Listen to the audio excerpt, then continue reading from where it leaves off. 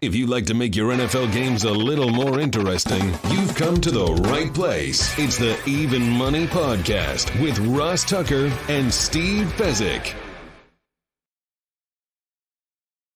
Yeah, Vegas, baby, Vegas. It is the Even Money Podcast, presented, of course, by the #1 rated DraftKings Sportsbook app. Why would you have any other sportsbook app when you can have the #1 rated one from DraftKings? I'm Ross Tucker, former NFL offensive lineman, 5 teams, 7 years, a bunch of different podcasts. We had Greg Cosell on today's Ross Tucker Football Podcast, another Cosell's Concepts edition. It was awesome. Talking situational football, which if you're watching or listening to this podcast, youtube.com/Ross Tucker NFL, or listening all the places you can, you know how significant situational football is. I mean, how many times have you lost a bet because the guy went out of bounds or they got a penalty when they're trying to run the clock out? Situational football. We got in the goal line and red zone and 4-minute and 2-minute.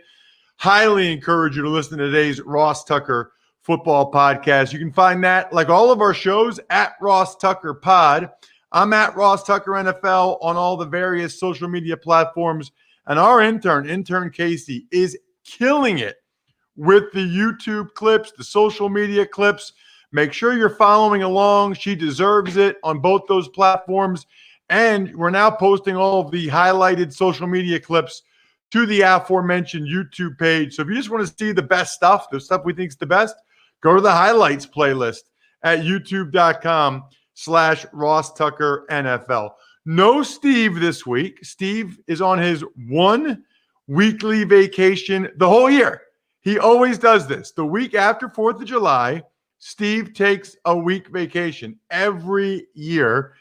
And so we are bringing in instead a guy I've gotten to know very well over the last year or so. He's my buddy, my producer, my teammate over at radio.com sports. He's an on-air host and producer for You Better You Bet with my buddy Nick Costos, who's been on this show before. They're absolutely killing it. And by the way, I should mention this Friday and every Friday for the foreseeable future, I am doing in-depth deep dives on different NFL divisions, looking at their win totals and trying to give you guys an indicator of some things that people might not know. So if you don't already, watch, listen, subscribe to You Better You Bet, especially on Fridays when your boy's on there for a Football Friday, because it's fun to write all. I feel like I'm Greg Cosell, writing down all these notes on the depth chart for all these teams and then breaking it down with my boy Nick Costos and Eli Hershkovich at Eli Hershkovich on Twitter. Here's how you spell Hershkovich, okay? The start of it, Hersh, just like Hershey chocolate, just Hersh, just like Hershey chocolate, and then you get into the Hershkovich, Kovich. Kovich. Kovich. I'm glad I butchered that one. Yeah, Eli, love having you on the show. Love working with you on You Better You Bet. Thanks so much for coming on Even Money for the first time. Yeah, man, I'm pumped to talk some football, dive into some NBA, MLB, even some golf too. So I want to start with the golf, actually, because I know you have an interesting football take and some interesting baseball and NBA futures. But I've noticed not just you, not just Nick Costos, but a lot of people are really into betting on golf these days. And it certainly seems like the one sport we know will be around for a while, seemingly no matter what. What is it about golf that you guys like so much that you guys are enjoying betting on it? Yeah, so for me, it's the 4-day sweat, right? Because you have the first round, second round, third round, fourth round from Thursday through Sunday. So a little similar to college basketball in that sense from the futures market, because you're getting that sweat for a foreseeable amount of time. And then also the metrics for me. Some people don't like to dive into metrics when they're handicapping, even the NFL, MLB. They go by situational handicapping. But I love handicapping college basketball. That's my favorite sport. And the metrics with golf and college basketball, if you want to do a deep dive into golf metrics, it's similar. So, like, give me an example. Well, how is it similar between college hoops and golf? They don't seem similar to me at all, but I'm sure you're going to tell me why. So for college basketball, like a metric that matters a lot is adjusted defensive efficiency. If you're trying to hone in on a stat that might help you gain an advantage with betting it under, for instance, adjusted defensive efficiency could help a lot. That's defensive efficiency over 100 possessions. For golf, if you're looking at a metric that could help a lot, it's strokes gained approach and strokes gained tee to green. Like you look at a tournament like we saw last week at the Workday Charity Open, Colin Morikawa, not a good putter at all, bottom 50 in strokes gained putting, but he was incredible with strokes gained tee to green. He gave himself so many opportunities to get the golf ball on the green and have birdie opportunities, and he putted well on a slower green last week. So when you're trying to find metrics that give you a plus EV advantage per se, there are specific metrics that can do that with golf and college basketball. Got it. Okay. But people love, like, you can do the first round leader. You know, you have guys top 10. So really every one of the 4 days matters, and you're tracking all your dudes the whole time. Right. It is the biggest sweat I've had since college basketball. I love betting on football, but golf has become my second favorite sport to bet on. That is really, really interesting, because a lot of people are saying that right now. I want to ask you this too. Our partners are DraftKings, and I get emails from them every day, right? So the Memorial Tournament coming up this weekend, right? It says handle rank golfer, odds, percentage of handle, percentage of bets, okay? So I think most people that are watching on the YouTube or listening, they know what the odds are. So Tiger Woods plus 2,600. I think people know what that means, right? You put 100 down, you win 2,600, whatever. Then you got Justin Thomas is plus 950, Bryson DeChambeau plus 1050, Brooks Koepka plus 2,800. So I'll get into your strategy. I'll get into what bets you like this week momentarily. What I've wondered is, in all of the stuff that DraftKings provides me, they always have the percentage of the handle and the percentage of the bets. Does that matter to you? Do you care? Or is it just interesting? In other words, is that actual information? Or is it just interesting to see what percentage of people are betting on which guy, or what percentage of people of the handles on each guy? Yeah, I think it's more so just interesting for me. Like, it's the NFL is a very specific sport when it comes to trying to gauge the handle, where the money is going, where the bets are going. I find it a little bit more intriguing for the NFL, but then again, I don't really gauge my bets around what the handle is like, where the bets are going, where the money is going for that sport either. I just go by my handicapping style. I honestly don't like it when a lot of people are on my side for a specific outright, because I feel like it's going to get mushed. So I look at the handle a little bit week by week, but not really something I bet by. Speaking of DraftKings, by the way, this is one of the things that's cool. Like, you look at it, Tiger Woods to birdie his starting hole in round 1, plus 500 to the yes, no is minus 910.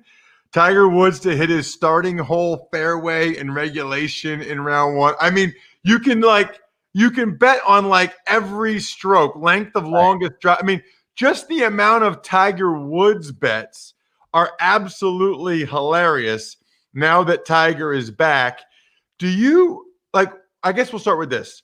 Do you dabble in any of these sort of one-offs or prop bets for Tiger or anybody else?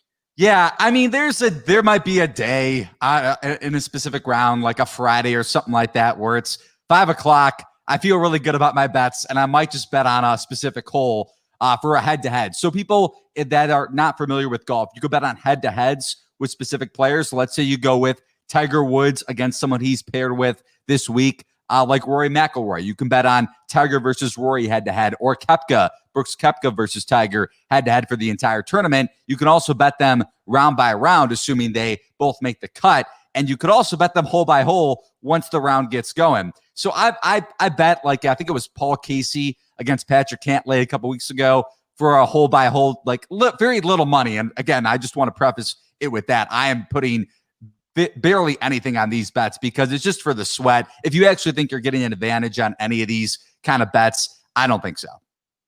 So I should mention, by the way, before we get into your specific bets, that you can download the top-rated DraftKings Sportsbook app now and use the code Ross when you sign up. For a limited time, all new users can get a sign-up bonus up to $1,000. Think about that. DraftKings Sportsbook has a sign-up bonus up to $1,000.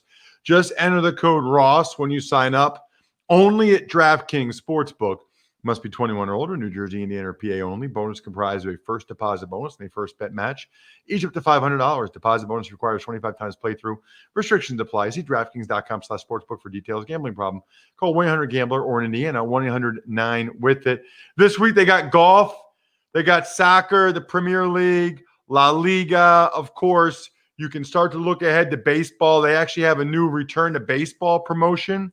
If you place a bet of at least $25 on who's going to win it all, win the World Series, they'll give you a $25 free bet to use on opening day. So we like free money. We like free money. What's your strategy, Eli, when it comes to golf? I know you have one. What is it? Yeah, so I've been dabbling a little bit. I mean, I'll be completely honest with the viewers, with the listeners. I got into golf handicapping back, or I started studying it back in May, when I was like, well, we're coming back to You Better You Bet on radio.com. We're not going to have baseball immediately. We're not going to have NBA. We're not going to have NHL. I need to learn how to handicap this sport. I've liked watching golf here, but I bet on it occasionally, but I need to learn how to handicap it. So I like to bet the top 20s, top 10s, some of that kind of stuff, rather than trying to hone in on outrights and each ways. And if you're betting in each way, if a golfer finishes top 2 or tied for second, tied for 4th, tied for 5th, you're getting reduced odds at that price. But I like to look at the top 20s, top 10s. I feel like there's a little bit more of an advantage there, and you're much more likely to cash the bet. A little bit more of a plus EV bet for me, at least, when I'm trying to look at my advantages looking at golf. So a couple guys that I like this week. Number one, starting with Abraham Answer. He's plus 175 on DraftKings, and the guy has been absolutely dominating since the tour restart. Believe he's number 1 in strokes gained tee to green, number 2 in ball striking, strokes gained ball striking. That is, so again, giving yourself birdie opportunities. He is an above average putter since the restart, not really overall in his golf game, but again, he could drive the golf ball better than a lot of guys on tour right now, and the accuracy is there. So I like Answer plus 175 for a top 20. That's my number 1 bet this week. And then I'm also looking at a little bit lower on the odds board, just in terms of a little less value, I guess. Xander Schauffele really really impressed me last week at the Workday Charity Open. Finished tied for 14th, so outside the top 10, outside the top 5, not in the mix in the playoff with JT and Morikawa. But if you go back to the Charles Schwab Invitational, going back to early June, a lot of people just remember Colin Morikawa's collapse, and not really how Schauffele collapsed also down the stretch. But he didn't play well. I believe he was number 1 going into the final round on Sunday.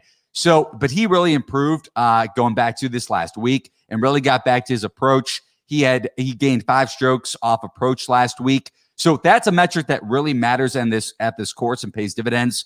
I brought that up with Answer. I really like Schauffele this week to at least finish top 20 at plus 125 on DK. Out of the big name guys, Tiger Woods, Brooks Koepka, Bryson DeChambeau's, I guess, a big name now, Justin Thomas, Rory McIlroy. For people that like to bet guys they know, guys they've heard of, maybe they're not big bettors, golf bettors, but they want to bet somebody they know. Is there a guy out of that group that you like the most? Yeah, I don't mind Rory at plus money to finish top 10. I believe he's minus 120 on DK for a top 20. DeChambeau could very well win this tournament. He won it back in 2017. I want to scale back a little bit to a guy that actually has better odds, but is a big name golfer, is Brooks Koepka. The approach really hasn't been there over the last, over his last 12 rounds, his last 24 rounds. So that's a little bit concerning. But Ken Barkley, who I believe you had on this podcast, Lockie Lockerson, was on You Better You Bet yesterday, discussing how Gary Woodland and Koepka both finished hot going into round 2 last week at the Workday Charity Open. Koepka wasn't able to make the cut, but Brooks very well could have done what Gary Woodland did and finished top 5 to end the tournament, or top 10 at the very least. So I like Koepka to bounce back this week. I also like him in the head-to-head against Tiger. I think you're getting it around -110. So pretty standard odds against Tiger in a head-to-head. Got it. Anything else on golf before we move on to NBA and MLB, or are we good to move? Yeah, we're good to move. I'm starting to dig into the outrights and the each ways today, but those are my bets so far for this tournament. Yeah, so I've said this before, Eli. I probably said this on You Better You Bet as well.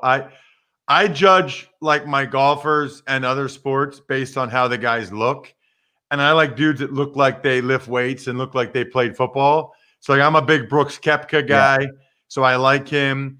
And I like the Shambo. I like that he's taking protein shakes and stuff and gaining weight. But then he had that weird thing where he told the camera guy, "Why are you filming everything I do? And you guys got to not film me when I'm doing dumb stuff." Like, what was that about? Yeah, he's a very polarizing figure right now in the golf game. I would love to see him and Tiger just duel. If he finishes, maybe he's -18, 18 under par, going into the final couple holes. Tiger's able to eagle, and then you get a little bit of battle down the stretch there. Yeah, the Koepka thing and the DeChambeau thing was weird, though, because Koepka then called him out on Twitter last week, and then he doesn't even make the cut. So I don't understand how the PGA Tour didn't put those guys in a featured grouping, but they screwed up. Hopefully we get some sort of finish with either Tiger and DeChambeau, or either the three of them, too, would be awesome with Brooks, Tiger, and Bryson. All right, let's get to baseball, because I mentioned earlier DraftKings has that special where if you put $25 on the World Series winner, right, you get a free $25 bet for opening day, which is pretty cool. What's been your number one futures bet, or what's your strategy going into baseball season starting up? Yeah, so for a World Series future that I really like, I like the A's at 25-1. I believe they're still on DK at that price.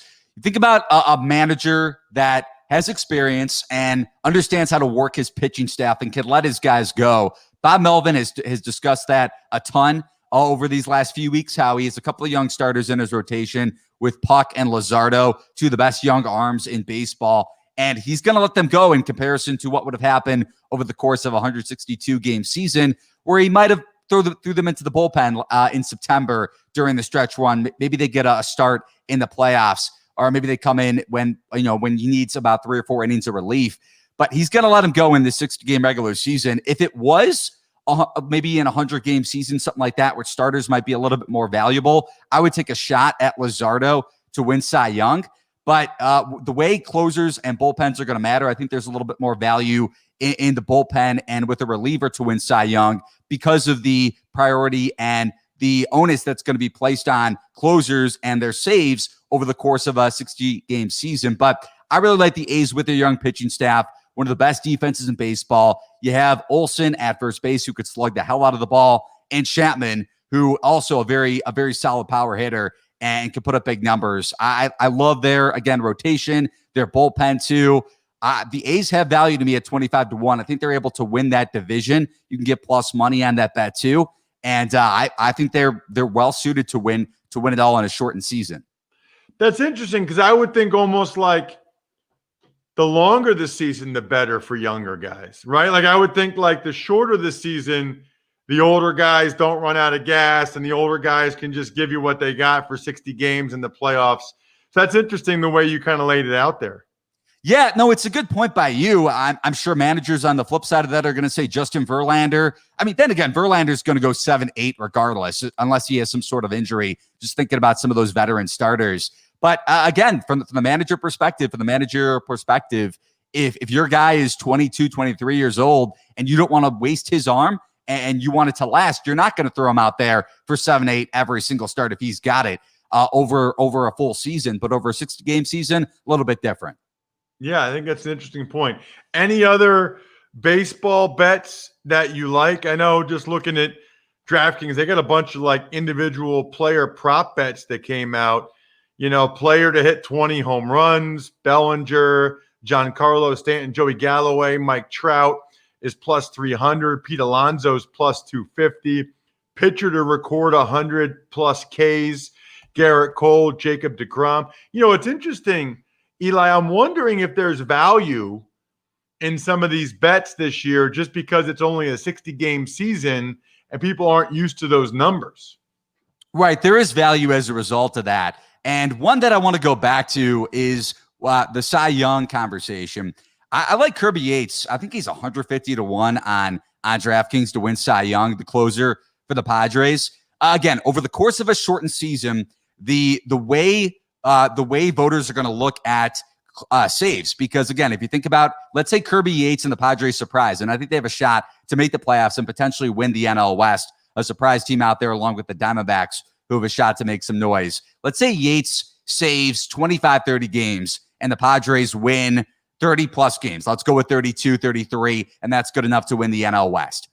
That, from a voter standpoint, should be good enough. I mean, the fact that Yates finished top 10 last year in Cy Young voting, and if he closes out, let's go with like 80+% of your games, that should be good enough to win the Cy Young. He's also got a really high strikeout rate, so that's going to impress voters. I really like Kirby Yates. Let's say he goes with a 1.2 ERA, something like that he finished at last year. There's a ton of value in long shots, like you just mentioned, Ross, and Kirby Yates is one of them. All right, so here's what I want to ask you. Are you one of those guys that you always like to bring up the names of people that people don't know as well? Like I just gave you like 10 names of baseball players that everybody knows, Trout, Alonso, Garrett Cole, DeGrom, Verlander, Scherzer, and you come back with Yates. All right? I mean, and in golf, there's all these guys. I told you Tiger and DeChambeau and Brooks, and you gave me Answer and Shuffley. And look, people know who those guys are, but not like mainstream. Right. I guess you just feel like that's the value a lot. That you like to make a little bit more underdogs, like better odd bets. Yeah, for sure. And again, I'm just trying to throw you a curveball, Ross. Just try to give you something different here with Kirby Yates. Again, there's value, and because when you think about the Koepkas of the world, right? Those are public, from a public bettor standpoint. They're going to gravitate towards the names that they know, and as a result, like Tiger Woods, some people would have expected him to open at around 18 to 1 to win the Memorial Tournament. He opens at 26 at sportsbooks around the country, DraftKings included.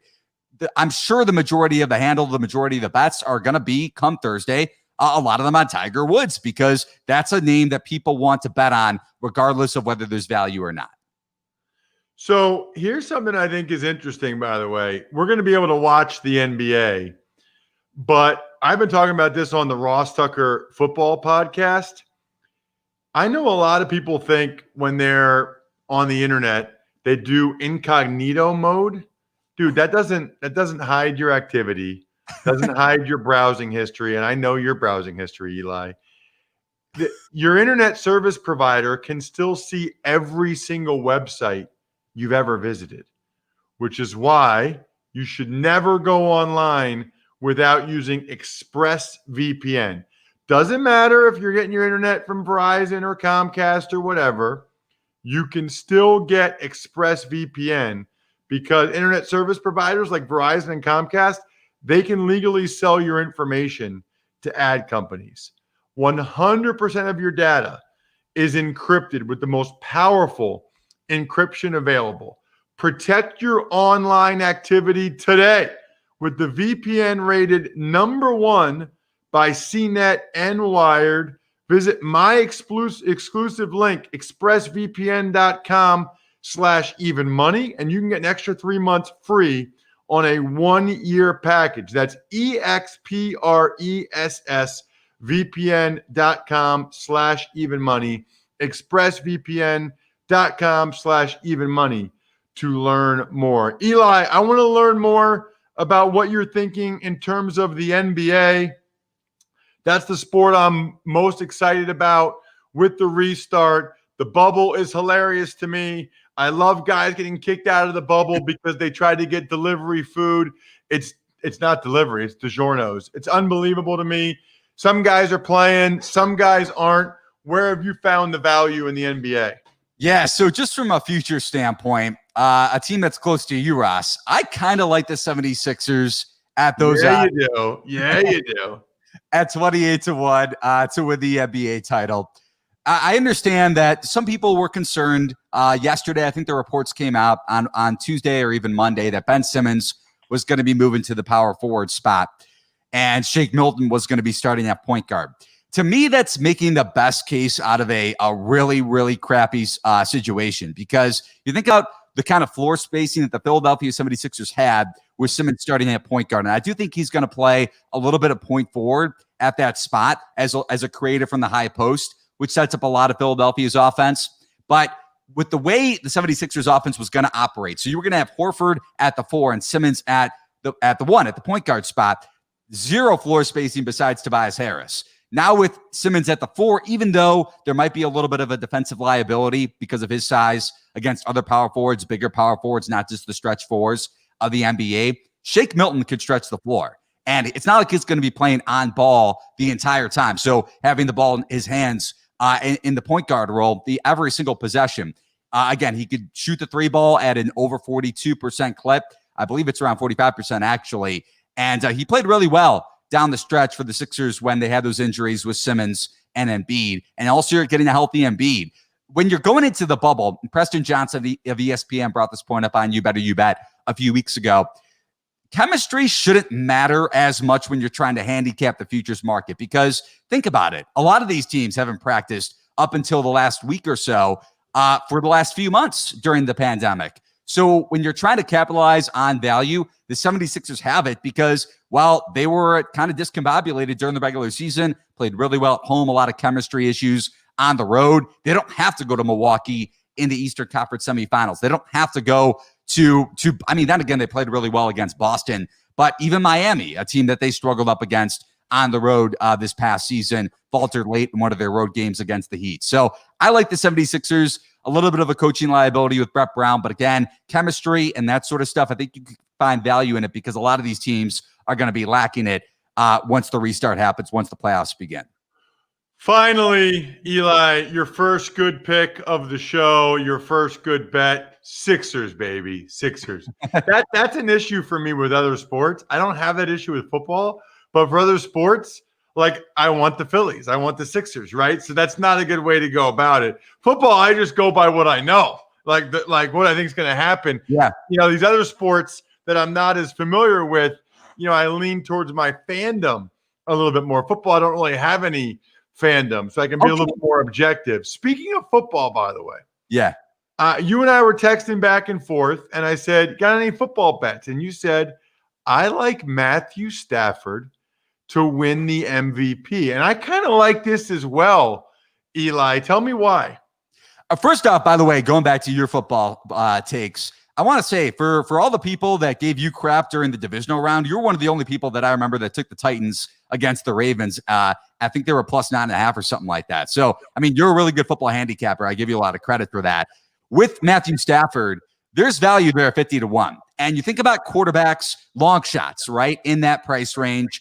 Kirk Cousins is around 50-1 as well. Ben Roethlisberger sitting at that price. Let's take Big Ben as the example in the comparison to Matthew Stafford. Are the Steelers going to win the AFC North with not with the Bengals in contention, with the Ravens likely winning that division again? I really like Baltimore this year. Even the Browns in the mix to at least make the playoffs. Even though I think Big Ben is going to have a big season, just because of that price and just because your quarterback likely needs to win the division to win MVP, I don't like that bet. But Matt Stafford and the Lions, to me, even though they're a dog and have the longest odds to win the NFC North, I think they have a legitimate shot to win this division. Even though you lost Darius Slay in the offseason, you get Okudah, you get Trufant, an experienced cornerback in Trufant, even though he's fallen off over the last, 4 or 5 years. And Okudah has a lot of promise to me, even though I wanted them to draft Derek Brown and improve that D line. So that's my point with Detroit. I like this team. I think they have a really strong opportunity to win the NFC North as a long shot bet. And then Matthew Stafford, you go back to his play last year, he was on pace to lead the league in passing yards before he went down. And the Lions were something like 3-1 with him. And a lot of those games came in one-score games. So you're trying to find variance in the midst of an NFL season. And I know a lot of people don't like Patricia, and that's probably the one knock against Detroit is that coaching staff, right? But if the Lions are able to keep themselves, let's say, around and in one-score games again, you would expect some variance to flip around and go towards the Lions' favor. And you think about all the weapons that Matthew Stafford has Obviously, on the offensive side of the ball with Kenny Golladay and Marvin Jones, arguably two of the better or one of the best receiving cores in the NFL in terms of a duo that people don't talk about enough because Matthew Stafford has been banged up the last couple of years. So if Stafford stays healthy, I think the Lions have a legitimate shot to win the NFC North and maybe get a 2 seed in the NFC, a 3 seed. And I mean, who knows? If the Lions finish number 1, then Stafford would win MVP. I doubt that happens. But let's say Detroit wins 10 or 11 games. He has a legitimate case to win that award. Yeah, I mean, listen, I think the Lions to win the division and Stafford MVP are both long shots. But when I go on these radio hits or whatever and they say, give me a team that you think is a long shot, I say the Lions a lot. I do. I just think they were playing pretty good until Stafford got hurt. Now he's back. I kind of like both those, Eli. I really do. Here's what I want everybody to do right now, okay? Whether you're watching at youtube.com/Ross Tucker NFL or listening anywhere else, you got to go to You Better You Bet on Twitter, at You Better You Bet. Follow it. That way you'll know every time your boy is on the show, which for right now is Football Fridays, which we love. And that way then you can see how to spell Eli's last name so you can follow Eli. Make sure you're following me at Ross Tucker NFL and our podcast at Ross Tucker Pod, because when we post it, we will have Eli's last name up there. And that way you can just hit the follow button rather than trying. Although, you know what? If you type in Eli Hirsch, he'll probably come up. Yeah. Eli Hirsch, you don't need to worry about the Kovich or Kovich, Hurt, whatever. Just Eli Hirsch, he'll probably come up. Eli, great stuff. Really appreciate it, buddy. Looking forward to talking with you on Friday. It should be great. For everybody else, if you missed Greg Cosell today, you did it wrong. Ross Tucker Football Podcast. And tomorrow, speaking of baseball and pitchers, we got Brad Ziegler, former Major League Baseball pitcher. He's coming on the Fantasy Feast with me and Joe Dolan tomorrow to talk fantasy football. Evidently, baseball players love fantasy football. So we'll be talking about that with Brad tomorrow. Other than that, good luck, everybody. Hope you guys win some money. Thanks for listening to the Even Money Podcast. Make sure to also subscribe to the Ross Tucker Football Podcast, the Fantasy Feast, Business of Sports, and the College Draft. All available at Apple Podcasts, rosstucker.com, or wherever podcasts can be found.